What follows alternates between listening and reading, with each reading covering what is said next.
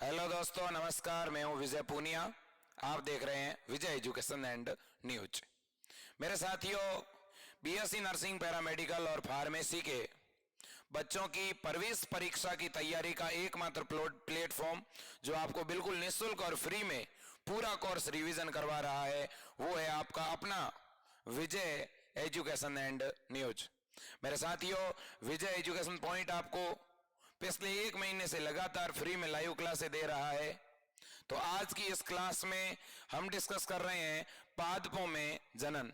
तो एक बार आप ज्यादा से ज्यादा संख्या में जुड़ जाइएगा और इस लिंक को अधिक से अधिक बच्चों तक शेयर कीजिएगा, क्योंकि मेरे दोस्तों, आप ही मेरी ताकत है और आप ही की बदौलत इतनी जो हम मेहनत कर रहे हैं। तो इसलिए मेरे दोस्तों, एक बार सभी लाइव जुड़ जाइएगा, एक बार लाइक कर दीजिएगा। इसके अलावा मेरे दोस्तों, हमारी टीम ने मॉडल पेपर की एक श्रृंखला बनाई है, आपके लिए क्वेश्चन बैंक तैयार की है। तो जिन भी बच्चों को मॉडल पेपर या क्वेश्चन बैंक तो हम अगले संडे से देना शुरू करेंगे, लेकिन जिन्होंने अभी हमारे टीम के द्वारा बनाए गए मॉडल पेपर नहीं लिए हैं, वो मॉडल पेपर जरूर ले लें। एक बार अपनी बढ़िया प्रैक्टिस करें। आप मॉडल पेपर लेने के लिए नीचे व्हाट्सएप नंबर दिया गया है, उस पर आपको फोन पे करके या गूगल पे, पेटीएम करके मॉडल पेपर लेने हैं।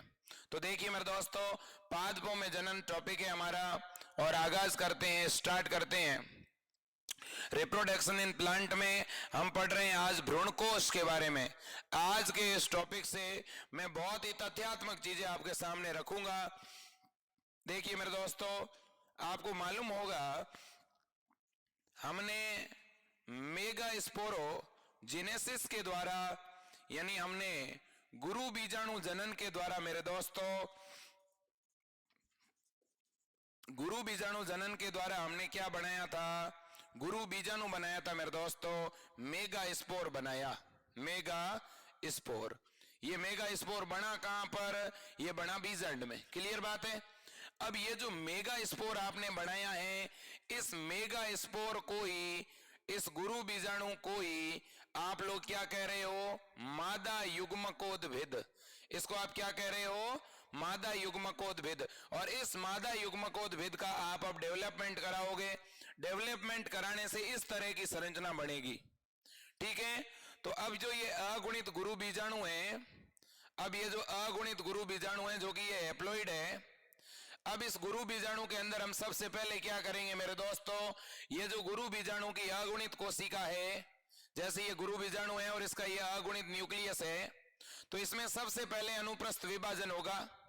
और सबसे पहला मेरे दोस्तों विभाजन होने से यहां पर 2 केंद्रक बन जाएंगे। कितने केंद्रक बनेंगे? 2। तो इस अगुणित केंद्रक में सबसे पहले कौन सा विभाजन होगा? समसूत्री। पहला समसूत्री विभाजन हुआ, केंद्र कितने बने? 2 बने। अब आप मेरे को बताना, एक बार इस केंद्रक में और एक बार इसमें फिर से विभाजन होगा, तो दूसरा विभाजन होगा। तो आप मुझे बताओ, इस गुरु बीजाणु के अंदर अब टोटल कितने केंद्रक बनेंगे? ऊपर की तरफ भी 2 केंद्रक, नीचे की तरफ भी कितने केंद्रक बने? 2। अब ये केंद्रक क्या करेंगे मेरे दोस्तों? विपरीत ध्रुवों की तरफ चले जाएंगे। तो पहले एक अगुणित केंद्रक था, समसूत्री विभाजन हुआ, 2 केंद्रक बने। अब ये दोनों केंद्र किधर गए? विपरीत ध्रुवों की तरफ गए। विपरीत ध्रुवों की तरफ जाकर के इन्होंने फिर से विभाजन दर्शाया। अब मेरे दोस्तों, इनमें फिर से विभाजन होगा, तो क्या होगा? तीसरे विभाजन की वजह से ऊपर 2 के कितने हो जाएंगे? 4 केंद्रक, नीचे भी 2 के कितने केंद्रक हो जाएंगे? 4।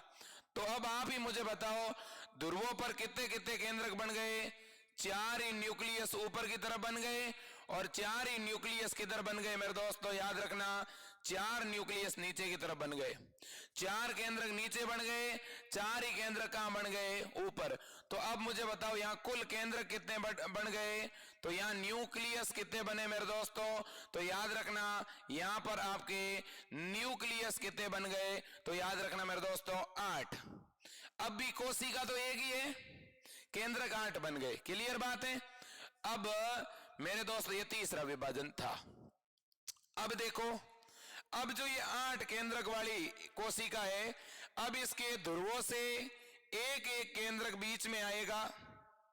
ध्रुवों से जब एक एक केंद्रक बीच में आएगा, तो ध्रुवों पर कितने केंद्रक रहेंगे? 3-3 रहेंगे। और ध्रुवों से एक एक केंद्रक बीच में आएगा, एक ऊपर से एक नीचे से, तो 2 केंद्रक बीच में आ जाएंगे। क्लियर बात। अब मेरे दोस्तों इन सभी केंद्रकों के बाहर सेल वॉल बन जाएगी और सेल वॉल बनने से ध्रुवों पर कितनी कितनी कोशिका बनेगी मेरे दोस्तों? ध्रुवों पर टोटल कितनी कोशिका बन जाएगी? 3 कोशिका इस ध्रुव पर, 3 ही कोशिका मेरे दोस्तों इस ध्रुव पर बन जाएगी और बीच में 2 केंद्रक है तो ये 2 केंद्रक वाली एक बीच में कोशिका बन जाएगी। इस तरह की संरचना बनके तैयार होगी। तो अब इस संरचना में आप मुझे कोशिका बताओ, सेल कितनी है टोटल? तो टोटल 3 और 3 6 और 1 7। कोशिका कितनी है? 7। और न्यूक्लियस कितने हैं मेरे दोस्तों? 8। तो 7 कोशिकीय और 8 केंद्र की ये संरचना बनी और इसी संरचना को हम मेरे दोस्तों क्या कहते हैं? भ्रूणकोश। इसको क्या कहते हैं? भ्रूणकोश या एम्ब्रियो सेक। तो याद रखना मेरे दोस्तों, ये बना किसके अंदर है? ये बना किसके अंदर है? बीजांड में बना है। ये किसके द्वारा बना है मेरे दोस्तों? ये गुरु बीजाणु के केंद्रक के अंदर, गुरु बीजाणु के न्यूक्लियस में जब लगातार विभाजन हुआ तो ये संरचना बनी है। और अब जो ये संरचना बनी है इसके बारे में भी अपन इस तरफ देखते हैं। इसका बड़ा इमेज मैंने दिखाया है। तो ये जो भ्रूणकोश बना है, इस भ्रूणकोश में मेरे दोस्तों याद रखना, ये जो कोशिका आपको दिख रही है इस कोशिका को हम कहते हैं अंड कोशिका। याद रख लेना, ये कोशिका ही क्या कहलाती है? अंड कोशिका। यही मेरे दोस्तों फीमेल गेमीट है, मादा युग्मक अंड कोशिका है। क्लियर बात है? अंड कोशिका के दोनों ओर जो ये कोशिका है, इन कोशिकाओं को सहायक कोशिका कहा जाता है। क्या कहते हैं? सहायक कोशिका या एक तरह से एसेसरी सेल कहा जाता है। अब मेरे दोस्तों जो बीच में आपको ये कोशिका दिख रही है 2 केंद्रक वाली, इसे सेकेंडरी न्यूक्लियाई कहा जाता है, द्वितीयक केंद्रक कहा जाता है। तो ये हो गया आपका सेकेंडरी न्यूक्लियाई या द्वितीयक केंद्रक। अब मेरे दोस्तों ये आपको जो 3 कोशिका ऊपर की तरफ दिख रही है इसे एंटीपोडल सेल कहते हैं। इन तीनों को क्या कहते हैं? Antipodal cell. और हिंदी में आप इसे बोलते हो प्रतिमुखी या प्रतिव्यास्यंत कोशिका। आप ही मुझे बता दो मेरे दोस्तों, इस पूरे भ्रूणकोश के अंदर आपको कितने भाग दिख रहे हैं? 3। एक तो ये प्रतिमुखी कोशिका, फिर ये अंड उपकरण जिसमें अंड कोशिका और सहायक कोशिका, और एक ये द्वितीयक केंद्रक कोशिका। बात क्लियर है? अब बात बड़ी ये है कि मेरे दोस्तों आप यूं मान लीजिएगा कि ये जैसे बीजांड है, भाई ये संरचना बीजांड में ही तो बनती है। तो अगर ये बीजांड है, ठीक है मेरे दोस्तों, अगर ये संरचना बीजांड है तो आप मुझे बताओ कि इस बीजांड के अंदर ये भ्रूणकोश किस तरह से अरेंज होता है? तो याद रखो, जो अंड कोशिका आपको दिखाई दे रही है, ये अंड कोशिका हमेशा किस ओर होगी? बीजांड द्वार की तरफ होती है। सबसे पहला प्रश्न आपसे पूछना चाहता हूं, अंड कोशिका बीजांड में किस ओर पाई जाती है? ऑप्शन ए बीजांड द्वार की ओर, ऑप्शन बी निभाग की ओर। तो आप क्या लिखोगे मेरे दोस्तों? निभाग यानी चले जा। तो बताओ निभाग, बीजांड का जो निभाग है, इस बीजांड के निभाग की ओर कौन सी कोशिका है? अंड कोशिका है कि प्रतिमुखी कोशिका है? प्रतिमुखी कोशिका है मेरे दोस्तों। ये तीनों ही एंटीपोडल सेल है। तो प्रतिमुखी कोशिका तो किस तरफ पाई जाती है? प्रतिमुखी कोशिका इस बीजांड के निभाग की ओर होती है। सही कह रहा हूं कि नहीं कह रहा? और इस बीजांड के बीजांड द्वार की तरफ कौन सी कोशिका होती है? अंड कोशिका। इतनी बात आपके समझ में आई कि नहीं आई? इस तरह से मेरे दोस्तों ये भ्रूणकोश कितनी कोशिका वाला है? 7 कोशिका वाला है। लेकिन कोशिका 7 है और केंद्रक कितने हैं? 8 केंद्रक है। भाई ऐसा कैसे संभव है? तो एक बीच वाली जो कोशिका है इसमें केंद्र कितने हैं टोटल? 2। और ये जितने भी केंद्रक है सभी केंद्रक कैसे है? हैप्लॉइड न्यूक्लियस है, मतलब अगुणित केंद्रक है। ये एक परिपक्व, ये एक विकसित मादा युग्मकोद्भिद है जिसे आप भ्रूणकोश या एम्ब्रियो सेक कहते हैं। क्लियर बात समझ में आई आपके? अब मेरे दोस्तों अब अपन बात करेंगे यहां पर, अब अपन यहां पे बात किसकी करेंगे? तो देखिएगा, इतना सब कुछ हो जाने के बाद एक बार इसका स्क्रीनशॉट ले लें आप, और एक निवेदन कर रहा हूं, एक बार शेयर कर दो प्लीज, सभी अपने स्टेटस पर ये जानकारी शेयर करो और सभी लाइक करो मेरे दोस्तों। आज की इस लाइव से जितने भी बच्चे हमारे जुड़ रहे हैं, ठीक है, एक तो मैं मेरे को किसी का नाम लेने की जरूरत नहीं, क्योंकि अब मुझे सभी के नाम याद हो चुके हैं, क्योंकि मुझे पता है कि मेरी क्लास में जो बच्चे हमेशा जुड़ते हैं, ठीक है, जो रेगुलर जुड़ रहे हैं, उनको बहुत अच्छा फायदा हो रहा है। इसलिए इस क्लास में जितने भी बच्चे रेगुलर जुड़ते हैं, चाहे वो मिस्टर हरीश खिलेरी हो, अंशिका मौर्य हो, इसके अलावा कुलदीप सेन हो, इसके अलावा मेरे दोस्तों इस क्लास में ओपी चौधरी हो, ठीक है ना, और इसके अलावा मेरे दोस्तों प्रिया हो, रिया हो, ठीक है ना, इसके अलावा हमारे मिस्टर भंवरलाल हो, ठीक है, और भी बहुत से स्टूडेंट हैं जो डेली जुड़ते हैं, ठीक है। मैं आप सभी का वेलकम करना चाहता हूं मेरे दोस्तों। ये आपका अपना चैनल है विजय एजुकेशन एंड न्यूज, ठीक है, ये आपका अपना परिवार है मेरे दोस्तों। इसे आपको चलाना है, आपको आगे बढ़ाना है, सारी जिम्मेदारी आपकी। कमेंट बॉक्स के अंदर भी आपको बढ़िया बढ़िया कमेंट करने, आपसी चर्चा नहीं करनी, आपसी चर्चा का समय नहीं है। निवेदन करता हूं हर एक स्टूडेंट से, आप स्टूडेंट हो, ठीक है, तो इसलिए मेरे दोस्तों आपने अपना टारगेट, अपना करियर तय कर रखा है, और अगर आपने अपना टारगेट और करियर गवर्नमेंट कॉलेज से बीएससी नर्सिंग करने का, पैरामेडिकल करने का, फार्मेसी करने का तय कर रखा है, तो ये जिम्मेदारी आप मेरे ऊपर छोड़िएगा और मैं आपको जैसे कहता हूं वैसे करिएगा। ये इस लाइव क्लास को देखिएगा, नोट्स बनाइएगा और साथ ही साथ डेली 7-8 घंटे सेल्फ स्टडी कीजिएगा मेरे दोस्तों। आपको कोई रोक नहीं सकता। 1 महीना है, 1 महीना तपस्या करनी पड़ेगी, और अगर इस 1 महीना में आपने तपस्या कर ली ना, आपको मैं दावे के साथ कह रहा हूं बच्चों, आपका पहली काउंसलिंग में नंबर आ जाएगा। मैंने ऐसे बहुत सारे बच्चे देखे हैं जो एग्जाम के दिनों में 2-3 महीने इतनी बढ़िया मेहनत करते हैं, ठीक है, और गवर्नमेंट कॉलेज की एक सीट ले लेते हैं, ठीक है। बहुत ही सीटें मेरे दोस्तों गवर्नमेंट कॉलेज की आपको जरूर मिलेगी, बट मेहनत तो भाई करनी ही पड़ेगी। तो सुनिएगा मेरे दोस्तों, अब अपन जिस महत्वपूर्ण टॉपिक को आज स्टार्ट कर रहे हैं, इसके जस्ट बाद में आपके आरबीएससी के अंदर तीसरा टॉपिक है वो, और उस टॉपिक का नाम है मेरे दोस्तों पोलिनेशन, फर्टिलाइजेशन एंड भ्रूणीय परिवर्धन, ठीक है। तो अब अपन शुरू कर रहे हैं पोलिनेशन। बहुत ही इंपॉर्टेंट टॉपिक है मेरे दोस्तों आज पोलिनेशन, ठीक है। इसे अपन बोलते हैं परागण। सबसे ज्यादा प्रश्न यहीं से आते हैं पोलिनेशन से, ठीक है। पूरे प्लांट रिप्रोडक्शन में सर्वाधिक प्रश्न आते हैं पोलिनेशन से मेरे दोस्तों, ध्यान से सुनना। देखो पोलिनेशन या परागण, सबसे पहले तो मैं आपसे पूछता हूं कि पोलिनेशन किसे कहेंगे और पोलिनेशन में कौन ट्रांसफर होगा? चैट बॉक्स में आंसर दीजिएगा, पोलिनेशन के दौरान कौन ट्रांसफर होता है मेरे दोस्तों? पोलिनेशन के दौरान कौन पोलेन ग्रेन यानी पराग कण, कौन मेरे दोस्तों?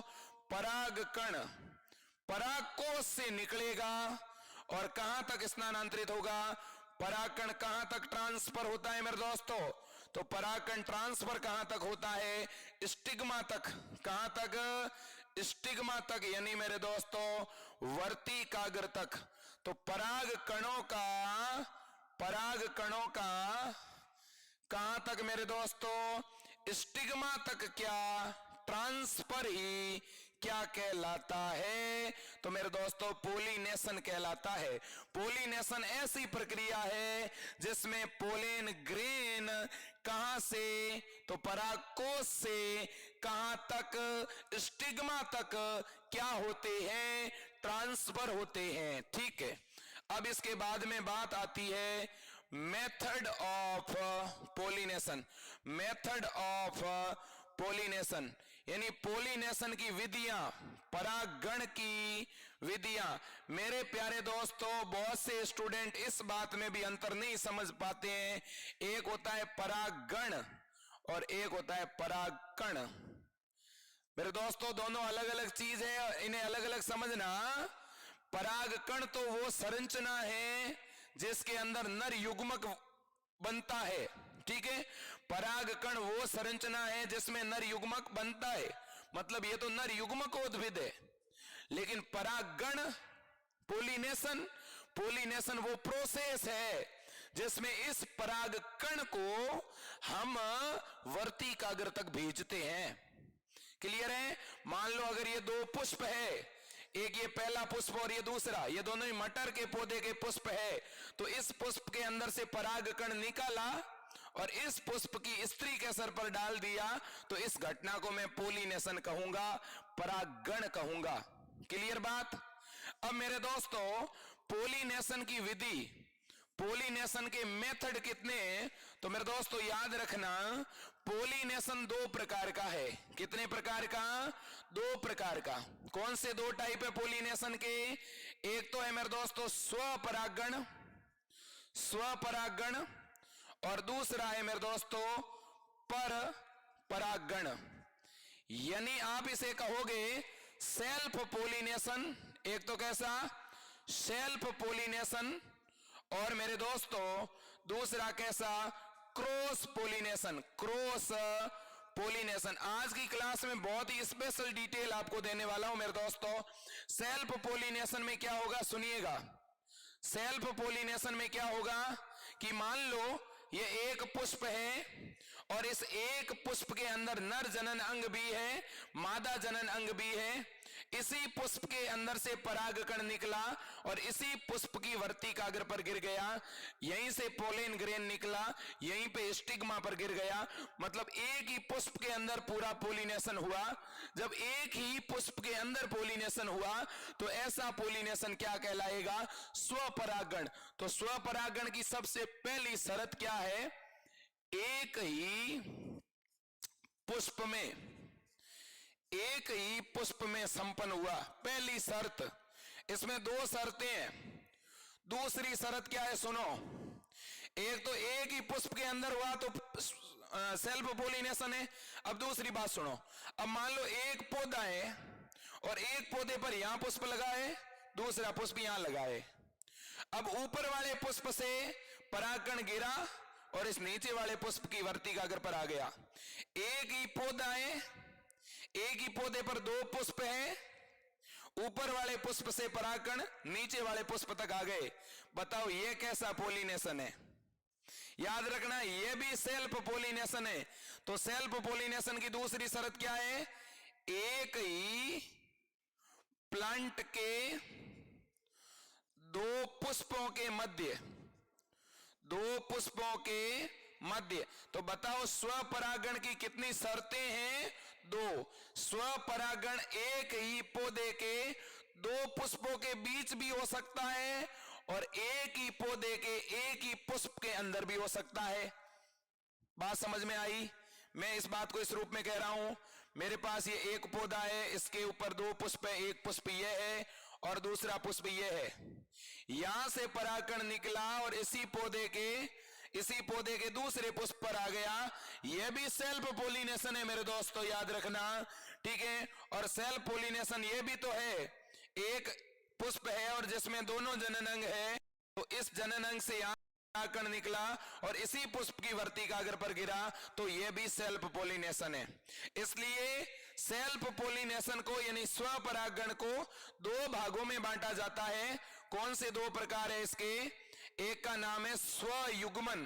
क्या मेरे दोस्तों? स्वयुग्मन यानी ऑटोगेमी, स्वयुग्मन। इसके बाद में मेरे दोस्तों दूसरा इसका जो टाइप है वो है सजात पुष्पी परागण। क्या? सजात पुष्पी परागण। तो आपसे अगर कोई कहे कि सेल्फ पोलिनेशन के कितने प्रकार है भाई, तो सेल्फ पोलिनेशन के दो प्रकार है। एक है स्वयुग्मन, एक है सजात पुष्पी परागण। यानी एक ऑटोगेमी। पहले ऑटोगेमी सुनो, ऑटोगेमी में क्या होता है? मेरे दोस्तों याद रखना, ऑटोगेमी में क्या होगा कि मेरे पास में एक पुष्प है द्विलिंगी, एक ही पुष्प में नर और मादा जननांग दोनों ही है। तो उस एक ही पुष्प के, ध्यान से सुनना, एक ही पुष्प के पुंकेसर से या पराग कोश से परागकण निकला, उसी पुष्प की स्त्री के सर पर गिर गया, उसी पुष्प की वर्तिकाग्र पर गिर गया, तो उसे बोलेंगे स्वयुग्मन। स्वयुग्मन का मतलब है एक ही पुष्प के अंदर होने वाला परागण। तो याद रखना, ये एक ही पुष्प में संपन्न होगा। ठीक है, ठीक। अब क्या होगा सहजात पुष्पी परागण में? सहजात पुष्पी परागण में मेरे दोस्तों पौधा तो एक होगा, लेकिन उस पौधे पर मान लो एक ऊपर पुष्प लगा हुआ है, एक नीचे पुष्प लगा हुआ है। एक पौधा है, पुष्प कितने हैं? 2। ऊपर वाले पुष्प से परागकण निकले, नीचे वाले पुष्प पर आकर गिर गए। बताओ इसे क्या कहोगे? वो तो ये भी एक ही पौधे में रहा है ना। जब तक परागकण एक ही पौधे पर स्थानांतरित होते हो, चाहे वो एक ही पुष्प में हो, चाहे एक पुष्प से दूसरे पुष्प तक हो, तो उसे स्वपरागण कहेंगे। तो एक ही पौधे के 2 पुष्पों के बीच में हो तो सहजात पुष्पी परागण, और एक ही पौधे के एक ही पुष्प के अंदर हो तो स्वयुग्मन। तो सहजात पुष्पी परागण में क्या होगा?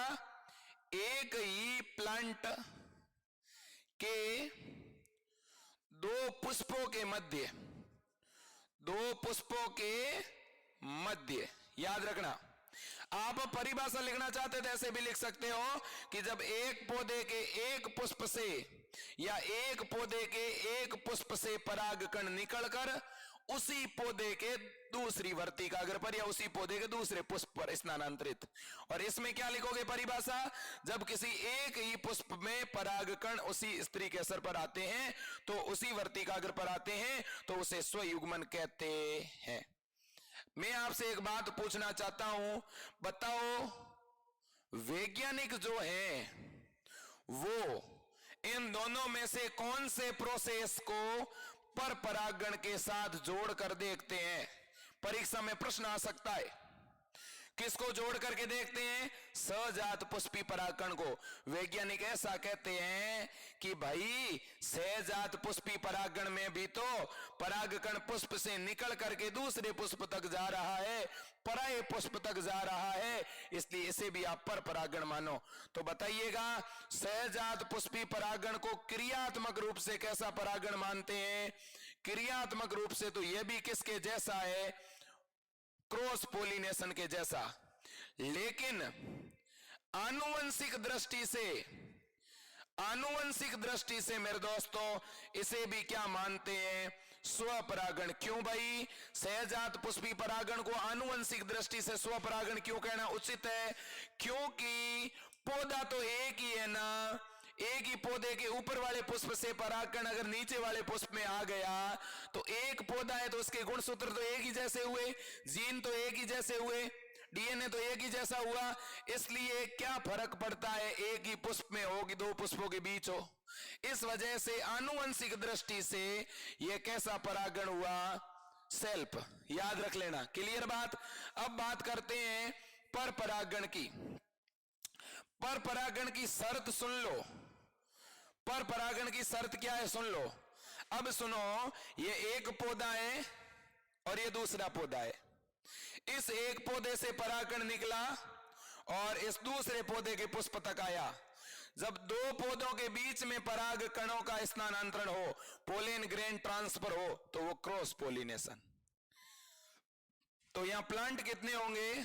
2 पादपों के पुष्पों के मध्य, 2 पादपों के पुष्पों के मध्य किसका ट्रांसफर? परागकणों का ट्रांसफर। याद रखना, लेकिन दोनों पौधे अलग अलग जाति के होंगे, एक ही जाति के होंगे? जाति तो एक ही होगी ना। अलग अलग जाति हुई तो फिर परागकणों को स्वीकार करेगी क्या वर्तिकाग्र? नहीं करेगी। तो याद रखना, एक प्लांट के एंथर से यानी परागकोश से क्या निकला?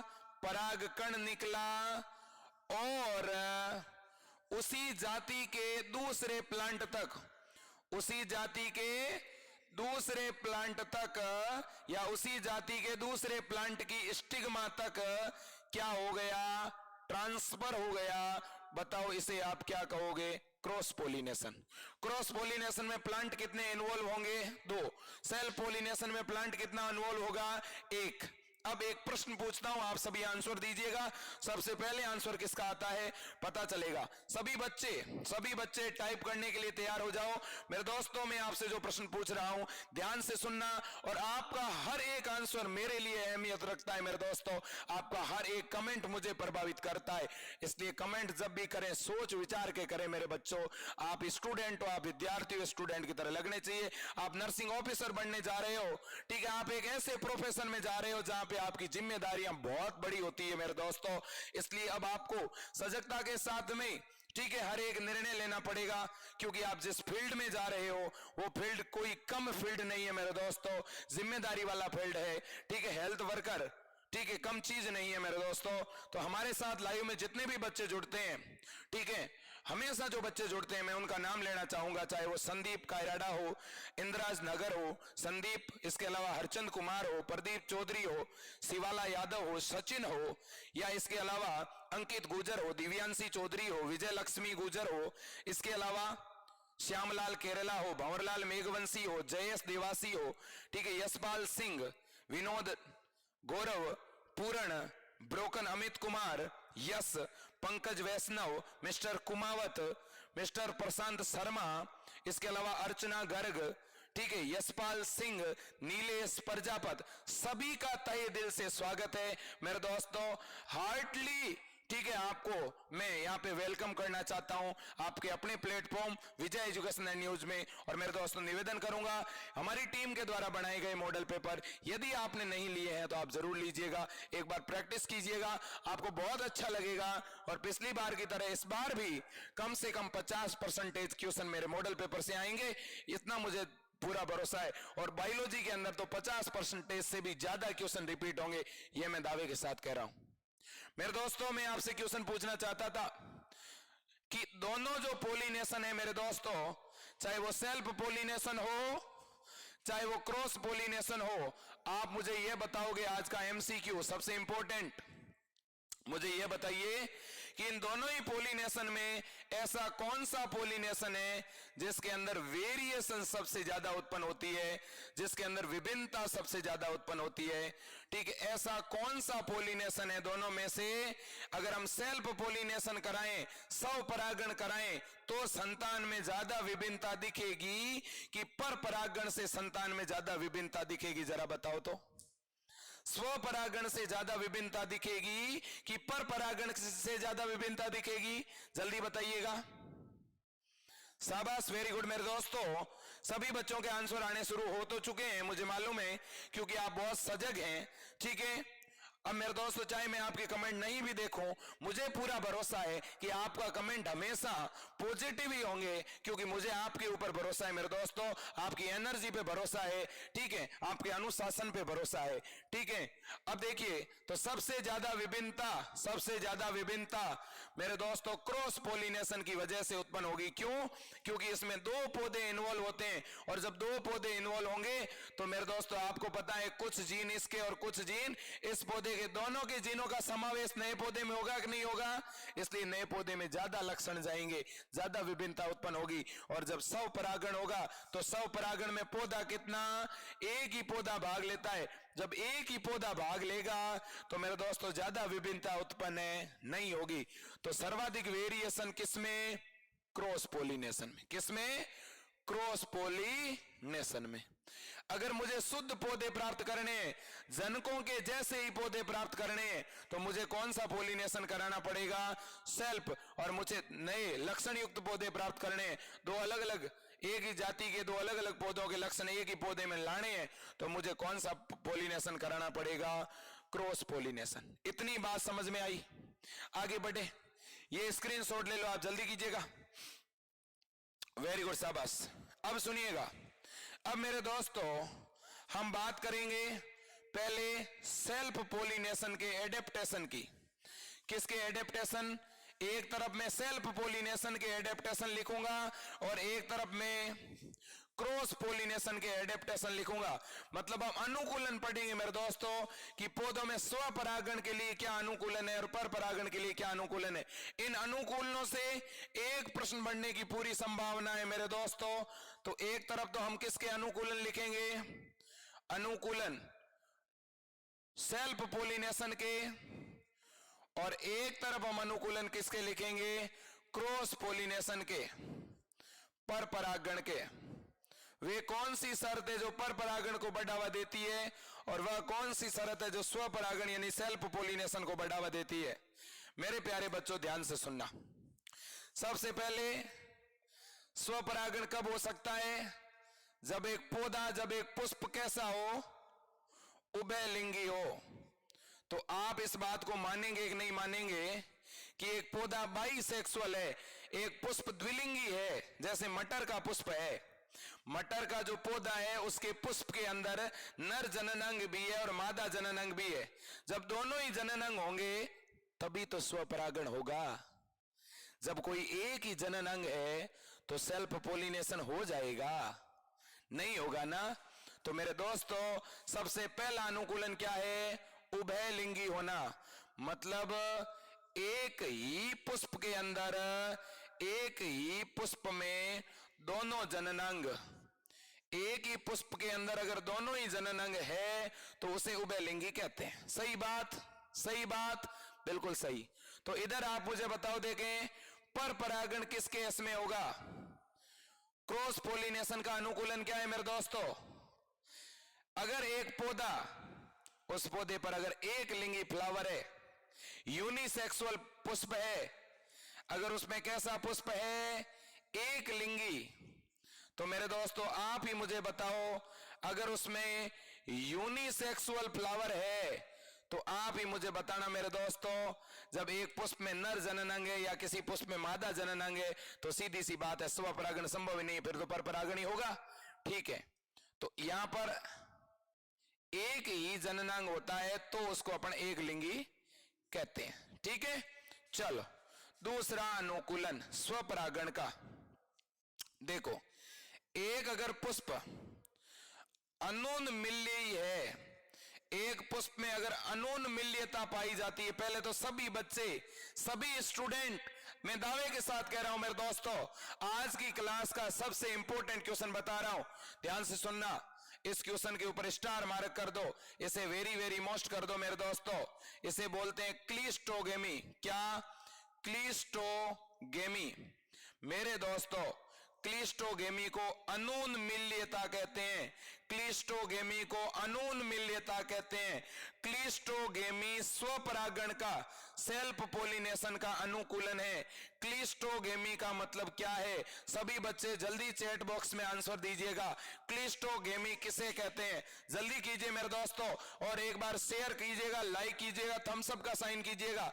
सभी बच्चे अगर बात समझ में आती है तो तुरंत थम्स अप का साइन करें, उससे मुझे लगेगा कि आपको मेरे बताई गई बात समझ में आ रही है, क्योंकि मुझे मालूम है वैसे तो आप बहुत सतर्क है, सावधान है।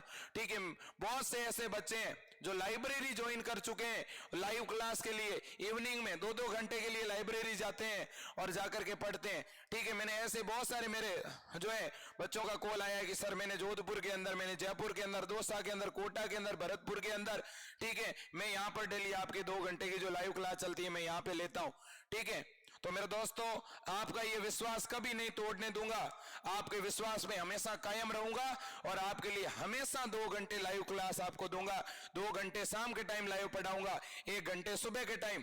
ठीक है, आने वाले 2-3 दिनों के अंदर आपको व्यवस्थित 2 घंटे शाम को डेली क्लास मिलेगी बायोलॉजी की मैराथन, और सुबह के टाइम 1 दिन केमिस्ट्री, 1 दिन फिजिक्स, 1 दिन केमिस्ट्री, 1 दिन फिजिक्स के इंपॉर्टेंट टॉपिक का सॉल्यूशन आपको दूंगा एमसीक्यू के रूप में।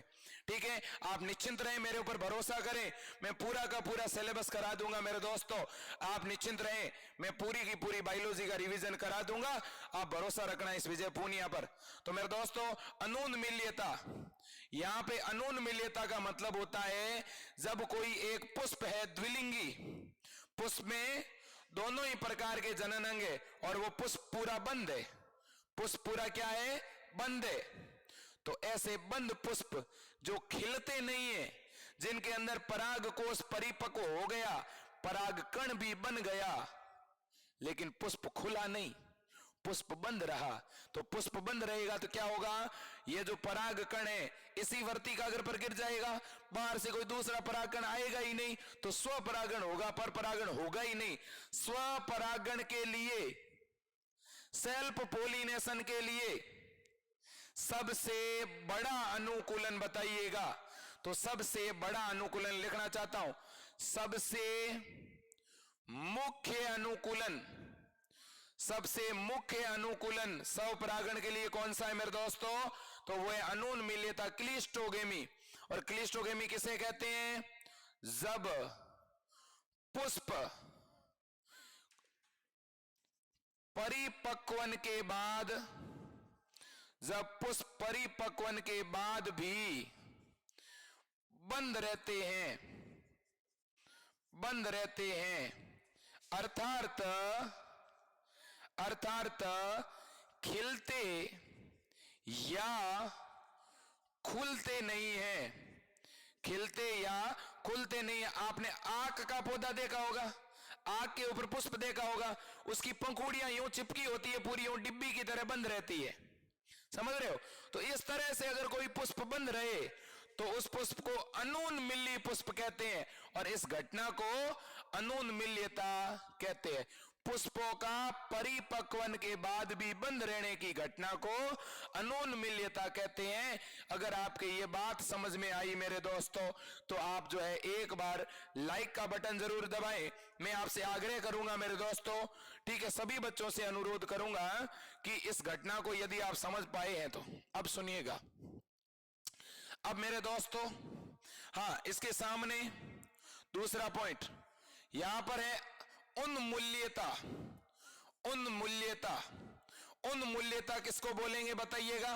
अनुन्मूल्यता का मतलब तो क्या हुआ, जब पुष्प बंद रहते हैं तो अनुन्मूल्यता, और ये स्वपरागण का अनुकूलन है। तो उन्मूल्यता का मतलब क्या हुआ मेरे दोस्तों, उन्मूल्यता का मतलब यह है कि यदि पुष्प परिपक्वन के बाद खिलते हो, पुष्प परिपक्वन के बाद क्या हो, खिलते हो या क्या हो, खुलते हो, तो उसे क्या कहते हैं मेरे दोस्तों, उन्मूल्यता कहते हैं।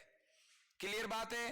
पुष्प तो द्विलिंगी है, पुष्प कैसा है, द्विलिंगी, लेकिन जैसे ही परिपक्व हुआ परागकोश, पुष्प खिल गया, खिलेगा तो क्या होगा, यह परागकण या तो कहीं और चला जाएगा या कहीं और से परागकण यहां आ जाएगा। द्विलिंगी पुष्प है फिर भी खिल गया, इस वजह से उसमें पर परागण हो गया। बात यहां तक समझ में आई आपके मेरे दोस्तों। एक तो क्या उभयलिंगिता इसका अनुकूलन है, एक क्या मेरे दोस्तों अनुन्मील्यता इसका अनुकूलन है, ठीक है। अब सुनिएगा, आपसे एक यहां पे क्वेश्चन पूछना चाहूंगा मेरे दोस्तों, आपसे अनुरोध करूंगा कि एक बार इस वीडियो को लाइक कर दें आप सभी, और सुनिए ध्यान से मेरे दोस्तों। मैंने थोड़ी देर पहले एक घटनाक्रम बताया था आपको, जिसके अंदर मैंने आपको यह बताया था कि एक इस तरह का परागण है, एक इस प्रकार का परागण है जो आनुवंशिक रूप से स्वपरागण है और क्रियात्मक रूप से परपरागण है। बताइएगा वह परागण का कौन सा प्रकार है, जल्दी बताइए शाबाश, वह परागण का कौन सा प्रकार है। सभी बच्चों से अनुरोध करूंगा ज्यादा से ज्यादा कमेंट किया कीजिएगा मेरे दोस्तों, क्योंकि आपके सपोर्ट की मुझे पूरी जरूरत है, ठीक है। आपकी सपोर्ट की मुझे हमेशा जरूरत रहेगी, आप मेरी ताकत है मेरे दोस्तों, तो इसलिए मैं आपसे हमेशा निवेदन करता हूं, ठीक है। शाबाश, वेरी गुड मेरे दोस्तों, आप सभी जिस रूप में कमेंट करते हैं बहुत ही अच्छी बात है, ठीक है। मेरे लिए आप ऊर्जा का काम करते हैं, मेरे लिए आप एटीपी बना रहे हैं एक तरह से। तो सुनिएगा, तो मेरे दोस्तों बिल्कुल सही कह रहे हैं आप, सजात पुष्पी परागण, सजात पुष्पी परागण, ठीक है मेरे दोस्तों। एक मैंने और डिटेल आपको बताई थी भ्रूणकोश के बारे में। अगर मैं आपसे कहूं कि भ्रूणकोश के अंदर वह कौन सी कोशिका है जो निभाग की ओर पाई जाती है, तो आपका आंसर क्या होगा मेरे दोस्तों, चैट बॉक्स में चैट करके बताइएगा। भ्रूणकोश के अंदर वह कौन सी कोशिका है जो निभाग की तरफ पाई जाती है, शाबाश, वेरी गुड मेरे दोस्तों। वह कोशिका है प्रतिमुखी। भ्रूणकोश में वह कौन सी कोशिका है जो बीजांड द्वार की तरफ पाई जाती है? वो पूरा अंड उपकरण है जिसके बीच में अंड कोशिका, साइड में सहायक कोशिका। भ्रूणकोश की वह कौन सी कोशिका जिसमें 2 न्यूक्लियस होते हैं? तो आप कहोगे सेकेंडरी न्यूक्लियाई सेल। याद रखना मेरे दोस्तों। अब सुनिएगा, तो यहां पर उन्मूल्यता की बात की। अब इसके बाद में एक अनुकूलन यहां पर और है मेरे दोस्तों, जिसे हम कहते हैं समकाल पक्वता। क्या? समकाल पक्वता। यहां है समकाल पक्वता और यहां पर है विषमकाल पक्वता। विषमकाल पक्वता। अब सुनिएगा मेरे दोस्तों, मैं आपसे निवेदन करूंगा कि यदि हम समकाल पक्वता की बात करते हैं, सम का मतलब होता है समान, काल का मतलब होता है अवधि। तो मेरे दोस्तों, ये हमारे पास में पुष्प है और इस पुष्प के अंदर नर जननांग और मादा जननांग दोनों ही है। दोनों एक साथ एक ही समय में परिपक्व हुए। एक साथ एक ही समय में परिपक्व हुए तो फायदा क्या होगा? फायदा यह होगा कि इधर जैसे ही परागकण बने तो इधर भी भ्रूणकोश बन गया और परागकण तुरंत वर्तिकाग्र पर गिर गया। तो आराम से स्वपरागण होगा कि नहीं होगा? एक पुष्प के दोनों ही जननांग एक साथ परिपक्व होंगे तो स्वपरागण होगा। और अगर पुष्प द्विलिंगी है, पुष्प द्विलिंगी है और इधर नर जननांग तो पहले मैच्योर हो गया, परागकण तो पहले ही बन गए, लेकिन इधर भ्रूणकोश बना ही नहीं, तो क्या होगा? अगर परागकण वर्तिकाग्र पर गिर भी गया और पराग नली बन भी गई तो अंदर भ्रूणकोश है क्या? अंदर अंड कोशिका है क्या? तो अंड कोशिका ही नहीं है तो स्वपरागण होगा क्या? नहीं होगा ना। तो बिल्कुल सही। तो विषम काल पक्वता का मतलब यह हुआ कि दोनों जननांग अलग अलग समय परिपक्व हो। अगर दोनों जननांग अलग अलग समय परिपक्व होंगे तो उसे कहते हैं विषमकाल पक्वता। यानी पुष्प कैसा है? द्विलिंगी। पुष्प द्विलिंगी है। तो अगर मैं आपसे एक पूछूं कि अगर द्विलिंगी पुष्प है तो कोई जरूरी है क्या हमेशा उसमें स्वपरागण होगा? द्विलिंगी पुष्प है, उभयलिंगी पुष्प है तो कोई जरूरी है हमेशा उसमें स्वपरागण होगा? कोई जरूरी नहीं है ना।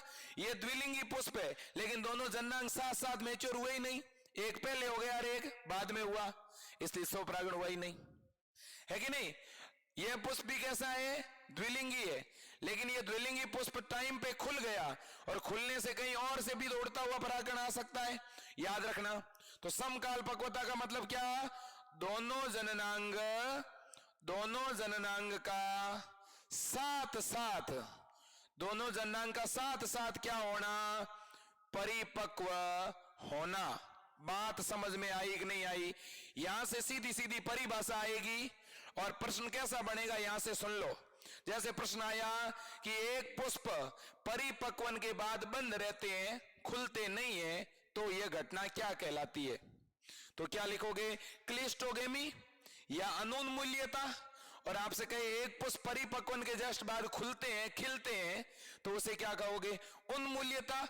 उन्मूल्यता किस परागण का अनुकूलन है? पर परागण का। अनुन्मूल्यता यानी क्लिस्टोगेमी किसका अनुकूलन है? स्वपरागण का। निम्न में से कौन सा स्वपरागण का अनुकूलन नहीं है? ऐसा भी आ सकता है। और कौन सा स्वपरागण का अनुकूलन है? तो आप 3 नाम याद रखना। स्वपरागण के 3 ही अनुकूलन है, उभयलिंगिता, अनुन्मूल्यता और समकाल पक्वता। और परपरागण के अनुकूलन एक लिंगिता, उन्मूल्यता, विषमकाल पक्वता। एक बार इसका स्क्रीनशॉट लें। परपरागण के 2 अनुकूलन और है और बता देता हूं और बाद में आज की क्लास को एंड कर रहा हूं। जल्दी कीजिए, शाबाश। एक बार लाइक करें, शेयर करें मेरे दोस्तों, दबा करके इस क्लास को शेयर करें। आज की क्लास में मैंने सबसे ज्यादा कंटेंट कवर करवाया है मेरे दोस्तों। तो एक बार परपरागण के 2-3 और अनुकूलन है वो जान लें ताकि आज की क्लास में परपरागण कंप्लीट हो जाए, क्रॉस पोलिनेशन अपना कंप्लीट हो जाए। ध्यान से सुनिएगा। तो 3 अनुकूलन ये हो गए। इसके बाद में चौथा जो अनुकूलन है उसे बोलते हैं विषम वर्तिकात्व। क्या कहते हैं? विषम वर्तिकात्व। इसे अपन हेटेरो स्टाइल भी कहते हैं। विषम वर्तिकात्व का मतलब ये हुआ मेरे दोस्तों कि एक जैसे ये पुष्प है, पुष्प के अंदर जैसे ये पुंकेसर है और ये स्त्री केसर है, तो यदि पुंकेसर और स्त्री केसर की लंबाई अलग अलग है, वो वर्तिकाग्र बहुत ऊपर है और परागकोश बहुत नीचे है। बताओ ये परागकण यहां तक आ जाएगा क्या? नहीं। मतलब यहां पे जोड़े के अंदर लंबाई अलग अलग है, ठीक है ना। आप यूं कह दो कि वर्तिकाग्र द ग्रेट खली की तरह है और परागकोश एक बहुत ही ठिकना वामन है। तो जब दोनों के लंबाई में अंतर हो, विषम वर्तिकात्व का मतलब याद होना चाहिए किसकी लंबाई अलग अलग है? पुमंग या पुंकेसर, पुंकेसर व अंडप की लेंथ में भिन्नता को क्या कहते हैं मेरे दोस्तों? इसे बोलते हैं विषम वर्तिकात्व। याद रख लोगे क्या? इसके बाद में पांचवा अनुकूलन है स्वबंध्यता। क्या? स्वबंध्यता, सेल्फ स्टेरिलिटी। ठीक है, याद रखना, सेल्फ स्टेरिलिटी या स्वबंध्यता किसे कहते हैं? यह प्रश्न भी आ सकता है। स्व का मतलब खुद का, बंध्यता का मतलब एक तरह से फर्टिलाइज नहीं करना। मेरे दोस्तों एक पुष्प है तो द्विलिंगी, पुष्प द्विलिंगी है, फिर भी उसमें पर परागण है। जानते हो क्यों? क्योंकि इस पुष्प के अंदर यहां जो परागकण है, यह परागकण इसी पुष्प की वर्तिकाग्र पर जाने के बाद में इस अंड कोशिका को फर्टिलाइज नहीं कर पा रहे हैं। जब एक ही पुष्प के दोनों युग्मक एक दूसरे के ध्रुव विरोधी हो, नर युग्मक के अंदर कुछ आनुवंशिक बदलाव हो चुका है, वो उसी पुष्प के मादा युग्मक को फर्टिलाइज नहीं कर पा रहा, लेकिन उसी जाति के दूसरे किसी अंड कोशिका तक जा रहा है तो फर्टिलाइज कर रहा है। तो जब किसी एक ही पुष्प का नर युग्मक उसी पुष्प के मादा युग्मक को फर्टिलाइज नहीं कर पाए तो उसे स्वबंध्यता कहते हैं। तो अगर किसी द्विलिंगी पुष्प में स्वबंध्यता है तो उसमें पर परागण ही तो होगा, क्योंकि स्वपरागण तो हो नहीं रहा। इस परागकण ने मना कर दिया कि मैं इस अंड कोशिका को फर्टिलाइज नहीं करूंगा, हमारी नहीं बनती, तो फिर हम यहां पे कहीं और से परागण लाएंगे ना, पर परागण कराना पड़ेगा। ठीक है, ऊपर भी तो यही है, ऊपर ये परागकण नीचे गिर रही है यहीं पे, तो हम कहीं और से भी तो परागण लाएंगे नहीं लाएंगे? याद रखें। तो स्वबंध्यता का मतलब क्या? एक ही पुष्प के दोनों युग्मक आपस में फर्टिलाइज नहीं हो पाए। कारण क्या है? कारण है आनुवंशिक। दोनों के अंदर कुछ जीनों में विचलन आ गया, कुछ बदलाव आ गया। अब लास्ट में छठा अनुकूलन है मेरे दोस्तों हरकोगेमी, यानी अवरुद्ध परागणता।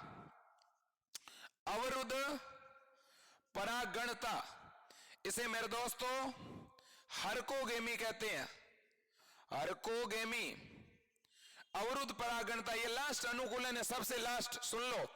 अवरुद्ध परागणता का मतलब क्या है मेरे दोस्तों? ये एक द्विलिंगी पुष्प है। अब इस द्विलिंगी पुष्प में नर जननांग भी है, मादा जननांग भी है। तो हम तो सोच रहे थे कि यहां से परागण यहां तक आ जाएगा, लेकिन हमने देखा कि यहां तो बीच में चीन की दीवार बना दी। यहां बीच में क्या बना दी? चीन की दीवार। मतलब यह कि मेरे दोस्तों, जब किसी पुष्प के नर और मादा जननांग के बीच में कोई अवरोध आ जाए, तो जब अवरोध आ जाएगा तो इधर से परागण उस तरफ आएगा क्या? नहीं आएगा। जब दोनों के बीच में कोई अवरोध आ जाए तो भी स्वपरागण रुक जाता है, यानी पर परागण होगा। ठीक है ना। तो इसका मतलब यह हुआ कि नर जननांग या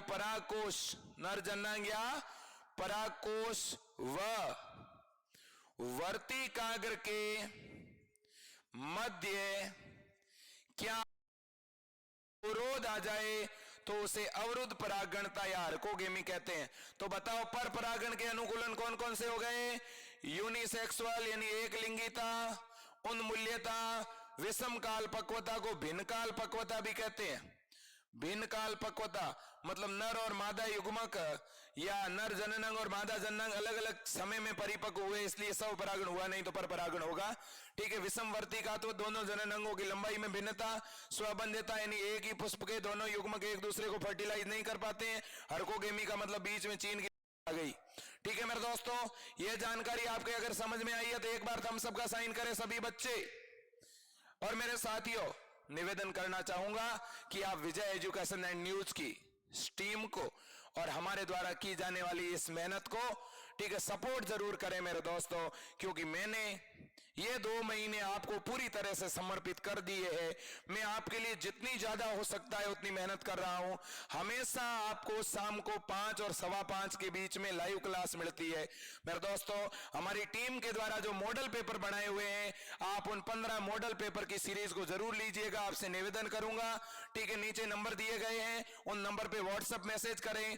उस नंबर पे पहले फोन पे, गूगल पे या पेटीएम 100 रुपए करके और फिर उसी नंबर पे व्हाट्सएप कीजिएगा। आपको फोन करने की जरूरत नहीं है। आप मेरे पर भरोसा करते हुए आराम से 100 रुपए पेमेंट डलवा दीजिए। मैं आपके ऊपर पीडीएफ भेज दूंगा। पीडीएफ भेजने में आधा घंटा 1 घंटा देरी हो सकती है, लेकिन भेजूंगा मैं खुद, आपका मैसेज पढ़ के भेजूंगा।